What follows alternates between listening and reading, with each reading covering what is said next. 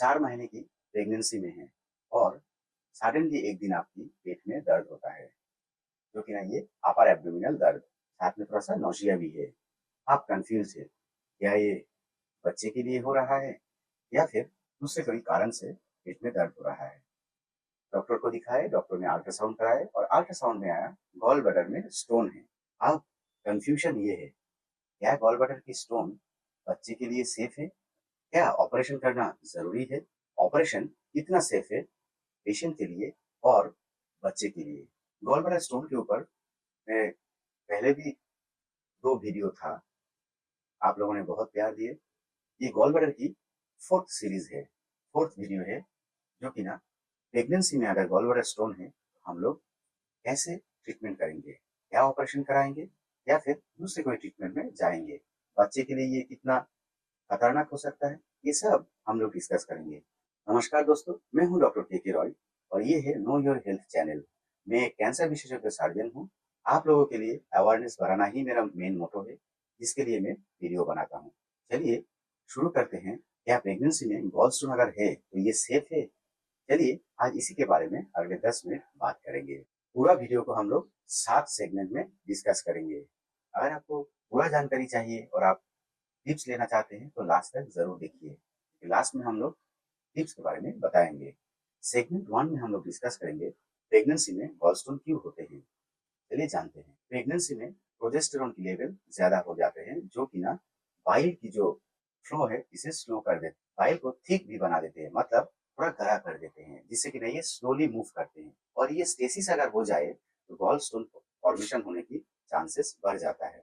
इसके साथ भी अगर आप फैटी डाइट लेते हैं, लो फाइबर डाइट लेते हैं और फास्टिंग में रहते हैं, तो ये सब भी आपको गॉलस्टोन होने की संभावना बढ़ा देते हैं। प्रेगनेंसी की पहले 3 महीने में कभी कभी हार्मोनल चेंजेस के कारण बहुत उल्टी होते हैं, जिससे बहुत सारे प्रेग्नेंट महिलाएं फास्टिंग में रहते हैं, खाना खा नहीं पाते। ये भी एक ट्रिगरिंग फैक्टर हो सकता है। साथ में अगर आप डिहाइड्रेटेड रहें, मतलब पानी ज्यादा ना लेना, ये भी एक कारण हो सकता है आपकी गॉल ब्लैडर पथरी के प्रेगनेंसी के दौरान। अगर महिला में ओबेसिटी है या फिर पॉलीसिस्टिक ओवारियन डिजीज है या फिर पहले भी उनको स्टोन की शिकायत रहा होगा, तो ये सब ट्रिगरिंग फैक्टर हो सकता है, जिससे कि ना फिर से उनको स्टोन बनने की संभावना है। चलिए अब चलते हैं सेगमेंट 2 की तरफ, जहां पर हम लोग डिस्कस करेंगे कॉमन सिम्टम्स क्या क्या है। अगर सडनली आपके पेट में, स्पेशली अपर एब्डोमेन में राइट साइड पेन हो, जिसके साथ थोड़ा सा नोजिया भी हो और वॉमिटिंग भी कभी कभी हो, ये सब यूजुअली आपके गॉल स्टोन को दर्शाता है। कभी कभी ब्लोटिंग सेंसेशन भी हो सकता है और ये सब सिम्टम्स कंफ्यूजिंग भी हो सकता है, क्योंकि प्रेगनेंसी में भी इस तरह के सिम्टम्स होते हैं। कभी कभी जो दर्द है वो बैक की तरफ रेडिएट भी कर सकता है, बहुत ही रेयर है। और कभी कभी आपको फीवर भी आ सकता है और बहुत ज्यादा दर्द भी हो सकता है। अगर आपको बिलियरी कोलिक हुआ या फिर जॉन्डिस हुआ, तो फिर ये सब प्रॉब्लम हो सकता है। लेकिन ये सब गॉल ब्लैडर को इन्फेक्शन भी दर्शाता है, जिसे एक्यूट कोलेसिस्टाइटिस बोला जाता है। तो ये कुछ सिम्टम्स था, जो कि ना बिल्कुल नॉर्मल प्रेगनेंसी के साथ भी कंफ्यूजन होता है। इस तरह के अगर सिम्टम्स आए तो पूरे पेट की जरूर अल्ट्रासाउंड कराइए, क्योंकि कंफ्यूजन तभी दूर होगा जब आपको ये पता चलेगा कि प्रेगनेंसी के रिलेटेड ये सब सिम्टम्स नहीं है, दूसरा कोई कारण है जिससे ये सिम्टम्स हो रहा है।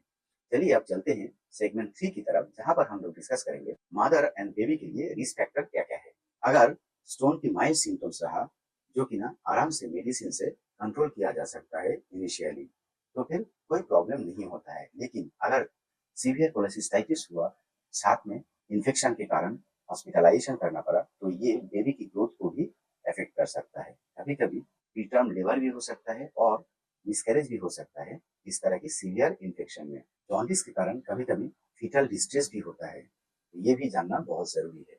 अगर रिपीटेड वॉमिटिंग हुआ, वॉमिटिंग के कारण डिहाइड्रेशन होगा, डिहाइड्रेशन से बेबी की ग्रोथ रिटार्डेशन भी हो सकता है। तो ये था बेबी और मदर के ऊपर रिस्क फैक्टर। चलिए अब चलते हैं सेगमेंट 4 की तरफ, जहां पर हम लोग डिस्कस करेंगे हाउ टू डायग्नोज।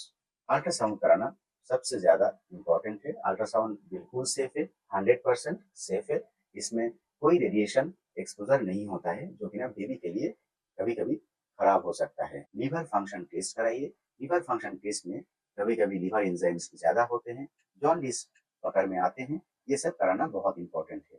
और अगर सीबीडी में स्टोन है तो कभी कभी लिवर एंजाइम्स ज्यादा भी रहते हैं, जैसे कि ना अल्कलाइन फॉस्फेटेस बढ़ा रहते हैं। सीटी स्कैन यूजुअली अवॉइड किया जाता है क्योंकि सीटी स्कैन में बहुत ज्यादा रेडिएशन एक्सपोजर होते हैं, जो कि ना बेबी के लिए बिल्कुल ठीक नहीं है। एमआरआई आप कर सकते हैं, लेकिन ये सब बहुत ही सिलेक्टिव स्टेट में ही किया जाता है। चलिए अब सेगमेंट 5 में हम लोग डिस्कस करेंगे सेफ ट्रीटमेंट ऑप्शन क्या क्या है। अगर माइल्ड है और एसिम्प्टोमेटिक है तो फिर आप मेनली डाइट में, हाइड्रेशन में और रेस्ट की तरफ ध्यान देना ही सबसे इंपॉर्टेंट है। तो फिर ये डाइटरी इंटरवेंशन, रेस्ट और हाइड्रेशन, ये तीनों, अगर कोई सिम्टम्स नहीं है या फिर माइल्ड सिम्टम्स है तो इसमें ये तीनों मेन ऑप्शन है। आपको कुछ फूड्स अवॉइड करना चाहिए, जैसे कि ऑयली फूड हुआ, फ्राइड फूड हुआ और स्पाइसी फूड, ये सबको अवॉइड करना चाहिए। बार बार थोड़ा थोड़ा करके फ्रीक्वेंट मील लेना चाहिए। हाई फाइबर डाइट आपको अपने फूड में शामिल करना चाहिए, जैसे कि ना पपाया हुआ, एप्पल हुआ और गुआवा हुआ, ये सब अपने डाइट में जरूर ऐड करें। लेकिन अगर सिम्टम्स आपका सीवियर है और इन्फेक्शन है तो फिर ट्रीटमेंट ऑप्शन बिल्कुल चेंज हो जाता है। यूजुअली पेशेंट को एडमिट करना पड़ता है हॉस्पिटल में, इंट्रावेनस इंजेक्शन देना पड़ता है, सलाइन देना पड़ता है, जो कि ना प्रेगनेंसी सेफ एंटीबायोटिक्स जो होते हैं वो दिया जाता है। अगर इसमें ध्यान नहीं रखेंगे तो बच्चे के ग्रोथ के ऊपर या फिर बच्चे के ऊपर असर कर सकता है। ये सबसे इम्पोर्टेंट और पहली बात। पेन रिलीफ के लिए हमें दो कॉम्बिनेशन चाहिए। अगर पेशेंट में पैरासीटामोल दिया जा सकता है तो भी दे सकते हैं, और ट्रामाडोल, क्योंकि ये दोनों मेडिसिन यूजुअली दिया जाता है, लेकिन वो भी डॉक्टर डिसाइड करते हैं कैसे करेंगे। अगर स्टोन के लिए बार बार आपको दिक्कत होते हैं तो फिर सेकेंड ट्राइमेस्टर में लेप्रोस्कोपिक ऑपरेशन सेफ है। चलिए अब सेगमेंट 6 पे चलते हैं। सेगमेंट 6 में हम लोग बात करेंगे surgery safety and timing. Laparoscopic cholecystectomy second trimester में एकदम सेफ है, मदर के लिए भी सेफ है और बेबी के लिए भी सेफ है। फर्स्ट ट्राइमेस्टर में ऑपरेशन यूजुअली बच्चे के लिए डेंजरस होता है, कभी कभी मिसकैरेज हो जाते हैं, और थर्ड ट्राइमेस्टर के बच्चे के लिए फिर से प्री टर्म लेबर होने की संभावना ज्यादा है।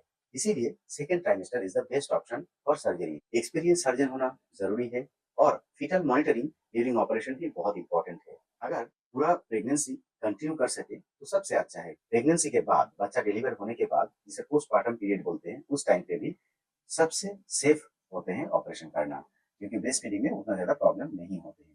चलिए अब सेगमेंट 7 पे चलते हैं, जहां पर मैंने पहले ही बोला था कि टिप्स के बारे में बात करेंगे। प्रिवेंशन कैसे करेंगे और टिप्स क्या क्या है, ये सब हम लोग इस सेगमेंट में डिस्कस करेंगे। नंबर 1 पे है, प्रेगनेंसी से पहले आप आइडियल बॉडी वेट मेंटेन करें, ओबेसिटी को थोड़ा रिड्यूस करें। नंबर 2 पे है, high fibre diet through out the pregnancy जरूर ले।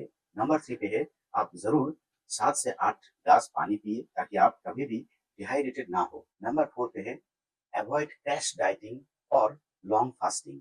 रेगुलर वॉक करें ताकि आपकी जो बाइल की मूवमेंट हो वो कंटिन्यूअस होते रहे, क्योंकि मूवमेंट में आपकी गांठ की भी मोटिलिटी बढ़ती है और गांठ के साथ साथ बाइल के भी जो मूवमेंट होते हैं वो नॉर्मल होते हैं। अगर आपकी स्टोन डिटेक्शन हुआ है और सिम्टम्स नहीं है तो रेगुलर अल्ट्रासाउंड जरूर कराएं। तो दोस्तों, आपको ये सारी इन्फॉर्मेशन कैसा लगा? अगर ये इन्फॉर्मेशन आपको अच्छा लगा है और आप बहुत सारी इन्फॉर्मेशन है जो आप पहले शायद नहीं जानते थे, तो इस वीडियो को जरूर लाइक करें, चैनल को सब्सक्राइब करें और दोस्तों के साथ शेयर जरूर करें। मैं हूं डॉक्टर के रॉय और ये है नो योर हेल्थ चैनल। अगली बार फिर मिलेंगे किसी दूसरे टॉपिक के साथ। तब तक के लिए नमस्कार, जय हिंद।